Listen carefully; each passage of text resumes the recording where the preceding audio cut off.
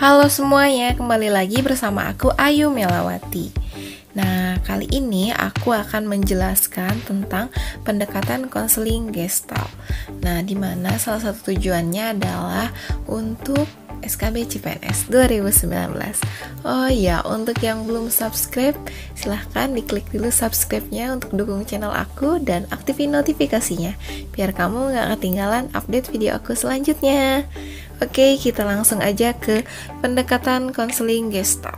Siapa sih tokoh utamanya? Tokoh utamanya yaitu Patrick Wirtz dan Laura Farrell. Nah, Patrick ini atau Wirtz mengungkapkan bahwa konsep dasar dari teori konseling Gestalt adalah manusia dalam kehidupan selalu aktif sebagai suatu keseluruhan. Jadi dilihatnya itu manusia adalah sebagai sesuatu yang menyeluruh gitu ya, tidak terbagi atas bagian-bagian, tapi diintegrasikan dalam satu penglihatan yang keseluruhan. Selanjutnya, setiap individu bukan semata-mata merupakan penjumlahan dari bagian-bagian organ seperti hati, jantung, otak, dan sebagainya, melainkan merupakan suatu koordinasi semua bagian tersebut. Ya, jadi bukan penambahan bagian-bagian ya, merupakan sistem koordinasi dan kerjasama dari adanya organ-organ tersebut gitu. Manusia aktif terdorong ke arah keseluruhan dan integrasi pemikiran, perasaan, dan tingkah lakunya. Nah, ini menunjukkan bahwa manusia yang aktif ini adalah terdorong untuk terarah ke sesuatu yang sudah terintegrasi antara pemikirannya, perasaannya, dan kemudian memunculkan tingkah lakunya gitu. Selanjutnya, setiap individu memiliki kemampuan untuk menerima tanggung jawab pribadi, memiliki dorongan untuk mengembangkan kesadaran yang akan mengarahkan menuju terbentuknya integritas atau keutuhan pribadi. Setiap individu memiliki kemampuan untuk menerima tanggung jawab pribadi, memiliki dorongan untuk mengembangkan kesadaran yang akan mengarahkan menuju terbentuknya integritas atau keutuhan pribadi. Jadi pada dasarnya setiap individu manusia itu adalah memiliki kemampuan untuk bisa menerima tanggung jawabnya sebagai diri pribadi gitu, dimana akan mengembangkan kesadaran yang akan menuju mengarahkannya itu untuk terbentuk suatu kesatuan integritas pada diri pribadi tersebut. Artinya seseorang yang sudah mampu menerima tanggung jawab pribadi itu akan mengarahkan pribadinya tersebut ke dalam sesuatu yang menuju terbentuknya integritas diri secara keseluruhan gitu dalam dirinya sendiri. Yang selanjutnya adalah asumsi perilaku bermasalah dari teori konseling Gestalt. Yang pertama, terjadi pertentangan antara kekuatan top dog dan keberadaan underdog. Jadi adanya pertentangan nih, adanya masalah atau kesenjangan antara apa yang diharuskan dengan apa yang diinginkan. Kalau top dog itu berkaitan dengan apa yang diharuskan, apa yang menjadi keharusan dan perlu dilakukan gitu. Kalau misalnya underdog itu berhubungan dengan apa yang kita inginkan. Yang selanjutnya adalah perkembangan yang terganggu karena terjadi ketidakseimbangan antara apa-apa yang harus dan apa-apa yang diinginkan. Ya, jadi ini adalah sama, masih berhubungan seperti yang di poin A, yaitu adanya ketidakseimbangan atau terjadi ketidakseimbangan antara apa yang diharuskan dengan apa yang diinginkan. Yang selanjutnya adalah terjadi pertentangan antara keberadaan sosial dan biologis. Nah, artinya antara tuntutan yang ada di kehidupan sosial itu berbeda dengan apa yang diinginkan secara biologis. Ketidakmampuan individu mengintegrasikan pikiran, perasaan, dan tingkah lakunya. Nah, karena dari konseling Gestalt ini adalah memandang bahwa seorang manusia itu mampu bertanggung jawab atas diri pribadinya, artinya mampu menjadikan satu kesatuan antara pikiran, perasaan, kemudian tingkah lakunya. Jadi, bagi manusia yang tidak mampu mengintegrasikan tiga hal tadi, yaitu tidak mampu mengintegrasikan pikirannya, perasaan, dan tingkah lakunya, maka manusia tersebut disebut adalah memiliki tingkah laku yang bermasalah. Selanjutnya adalah mengalami kesenjangan sekarang dan yang akan datang. Artinya mengalami kesenjangan itu artinya ketidakseimbangan ya, antara apa yang terjadi sekarang dengan apa yang nanti di masa yang akan datang itu terjadi gitu. Yang selanjutnya adalah melarikan diri dari kenyataan yang harus dihadapi. Jadi seseorang yang tingkah lakunya dianggap bermasalah adalah seseorang yang melarikan diri dari kenyataan yang harus dihadapi. Artinya tidak dapat bertanggung jawab terhadap dirinya sendiri ya. Tujuan konselingnya yaitu 1. Tujuan utama adalah membantu klien agar berani menghadapi berbagai macam tantangan maupun kenyataan yang harus dihadapi. Yang kedua, membantu klien agar dapat memperoleh kesadaran pribadi, memahami kenyataan atau realitas, serta mendapatkan insight secara penuh gitu. Artinya ini seseorang itu bisa memperoleh kesadaran terhadap dirinya sendiri, memahami bahwa ini kenyataan yang terjadi dalam hidupnya, dan mendapatkan kekuatan untuk berperan secara penuh dan secara terintegrasi gitu sebagai diri seorang pribadi tersebut. Yang selanjutnya adalah membantu klien menuju pencapaian integritas kepribadiannya. Ya, jadi konselingnya itu dibantu agar mencapai integritas diri yang baik gitu. Yang selanjutnya, tujuannya itu mengentaskan klien dari kondisinya yang tergantung pada pertimbangan orang lain ke mengatur diri sendiri. Jadi dialihkan yang awalnya tergantung pada pertimbangan orang lain, sekarang bisa mampu bertanggung jawab terhadap diri sendiri, artinya mampu mengambil keputusan untuk mengatur dirinya sendiri. Kan tadi bertanggung jawab terhadap diri pribadi ya. Kita lanjut lagi ke deskripsi proses konseling. Fokus utama konseling bagaimana keadaan klien sekarang, serta hambatan-hambatan apa yang muncul dalam kesadaran. Ya, jadi difokuskan, fokus utamanya yaitu kehidupannya sekarang, artinya proses konselingnya sekarang. Tidak berfokus pada masa lalu dan masa depan gitu. Jadi berfokus pada saat ini dan di sini gitu ya, sekarang dan di sini. Selanjutnya adalah 1. Konselor menghindarkan diri dari pikiran-pikiran yang abstrak, keinginan-keinginannya untuk melakukan diagnosis, interpretasi maupun memberi nasihat.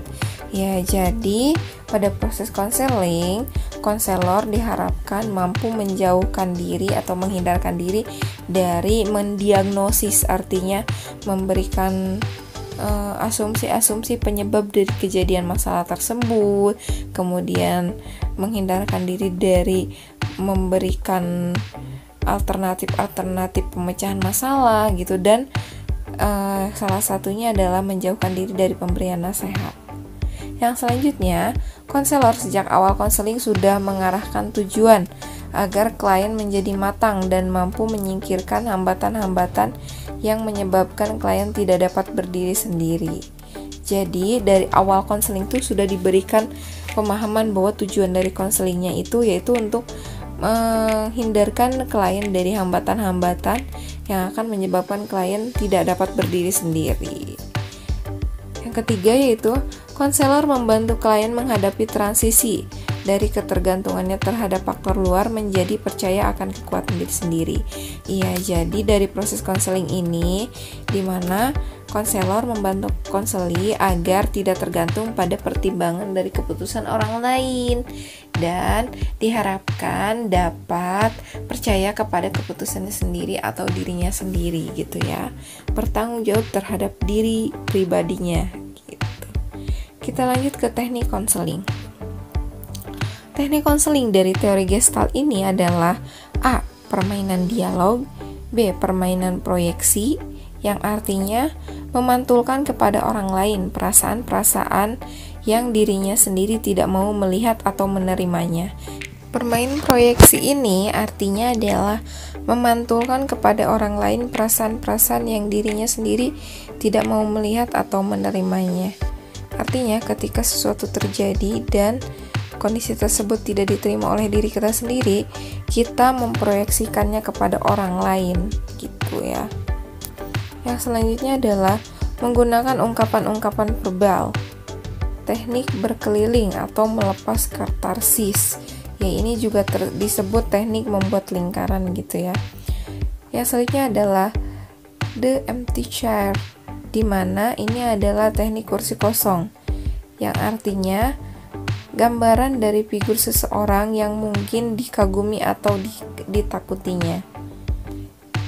Ya, biasanya kursi kosong ini adalah bentuk penyelesaian masalah dari gimana cara kita menghadapi seseorang yang kita kagumi atau seseorang yang kita takuti gitu. Yang selanjutnya adalah teknik pembalikan. Dalam teknik ini, konselor meminta klien untuk memainkan peran yang berkebalikan dengan perasaan-perasaan yang dikeluhkannya. Misalnya, sekarang klien konselingnya merasakan sedih gitu. Nah, jadi di sini adalah pembalikannya. Jadi konseli memerankan dirinya sebagai seseorang yang sedang merasakan kesenangan atau kegembiraan gitu. Selanjutnya adalah tetap dengan perasaan.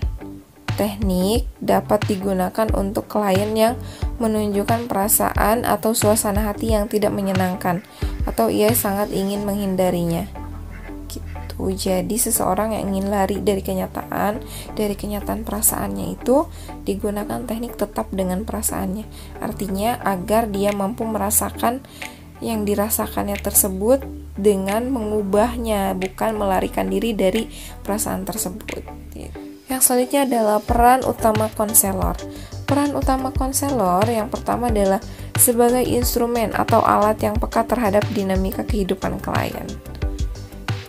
Yang kedua, membantu klien untuk menembus jalan buntu dengan cara-cara menghadirkan situasi yang mendorong klien untuk berbuat sesuatu. Jadi membantu konseli agar dia terhindar dari hal-hal yang menghambatnya untuk melakukan tindakan gitu ya. Selanjutnya adalah kelebihan, kekurangan, dan contoh penerapan. Pertama, kelebihannya adalah baik diterapkan pada klien yang memiliki prestasi rendah. Konselor sebaiknya dilihat dari sisi yang lain, kesehatan dan dorongan orang tua. Kayaknya ini konselornya diganti konseli sebaiknya dilihat dari sisi yang lain, yaitu kesehatannya dan dorongan orang tua. Kekurangannya, konselor aktif menjemput bola masalah klien. Jadi kalau misalnya konselingnya yang tidak aktif ini tidak akan berjalan pendekatan konseling gestaltnya gitu. Menaruh perhatian pada bahasa verbal maupun bahasa tubuh. Jadi harus lebih peka gitu ya konselornya terhadap bahasa verbal dan non verbalnya. Waktu yang digunakan relatif singkat karena konseling gestalt ini berfokus pada masa sekarang, masa saat ini, maka waktu yang digunakan itu relatif singkat gitu. Karena terlalu singkat, jadi tidak secara benar-benar spesifik gitu cara penyelesaiannya. Contoh penerapan. Pendekatan gestalt cenderung kurang memperhatikan faktor kognitif. Pendekatan Gestalt menekankan tanggung jawab atas diri sendiri, tetapi mengabaikan tanggung jawab pada orang lain. Menjadi tidak produktif bila penggunaan teknik Gestalt dikembangkan secara mekanis. Oke, kita lanjut ke pembahasan soal ya. Yang pertama,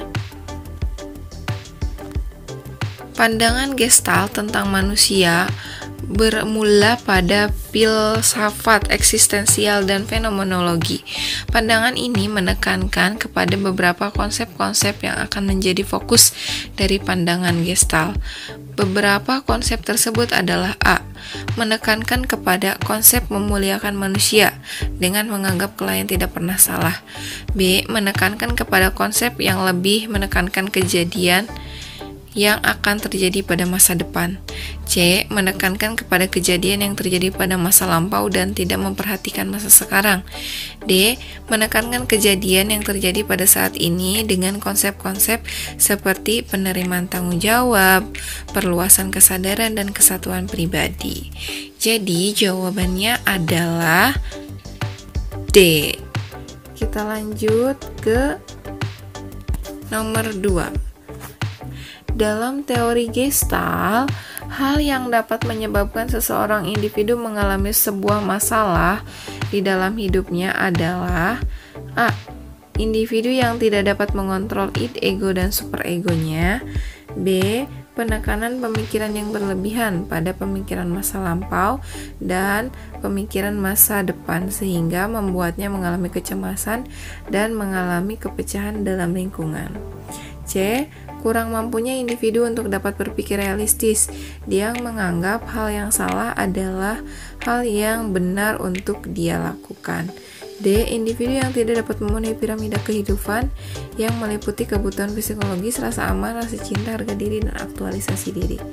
Jadi jawabannya adalah B ya. Karena di B ini adanya penekanan pemikiran, jadi timbul kecemasan yang mengalami kepecahan dalam lingkungan gitu ya. Jadi jawabannya adalah B. Nomor 3. Dalam terapi Gestalt yang menjadi asumsi diagnosis masalah terdapat pada hal-hal tentang urusan yang tidak terselesaikan. Diagnosis tersebut adalah mencakup perasaan-perasaan yang tidak terungkapkan seperti dendam, kebencian, kemarahan, rasa berdosa, rasa diabaikan, dan kedudukan. B. Mencakup perasaan-perasaan yang tidak menyenangkan karena dibully dan tidak percaya diri. C. Perasaan gelisah karena mengalami penolakan rasa cinta.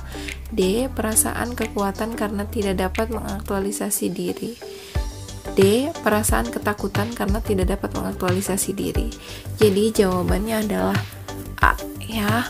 Mencakup perasaan-perasaan yang tidak terungkapkan. Adanya perasaan yang tidak terungkapkan gitu ya.